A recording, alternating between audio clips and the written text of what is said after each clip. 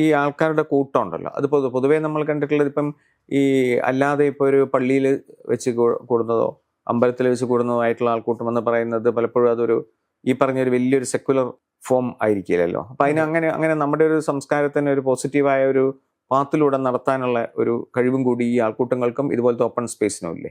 തീർച്ചയായിട്ടും. ഇതിപ്പോ ഇപ്പൊ ഒരു പള്ളിയിലായാലും അമ്പലത്തിലായാലും നമ്മളതൊരു വളരെ ഫിക്സ്ഡ് ഒരു പേർപ്പസോട് കൂടി പോണതാണല്ലോ.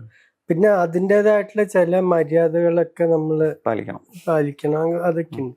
ഇതിപ്പോ അതൊന്നുമില്ല. ഇതിപ്പോ ഞാൻ നേരത്തെ പറഞ്ഞ പോലെ ഒരാൾ വായിക്കണതിന്റെ ഇടയ്ക്ക് കൂടി ചെറിയ കുട്ടികൾ ഓടുണ്ടാവും, ഒരു ബോള് പെട്ടെന്ന് വരും, വേറെ ഇവിടുന്ന് അടിച്ചതോ ചവിട്ടിയ ഒരു ബോള് വരും.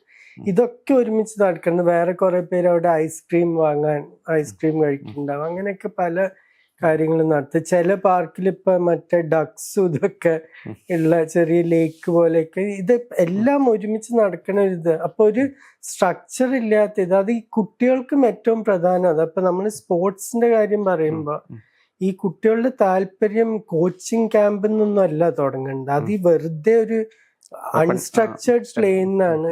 ഒരു പാർക്കിൽ ഒരു പന്ത് ഇങ്ങനെ തട്ടി കളിച്ചിട്ടാണ് അവർക്ക് ആദ്യം തുടക്കം അവിടുന്നാണ് ശരിക്കും. അപ്പൊ ആ സ്പേസ് ഇല്ലാത്തത് ശരിക്കും ഒരു വലിയൊരു നഷ്ടം തന്നെയാണ്.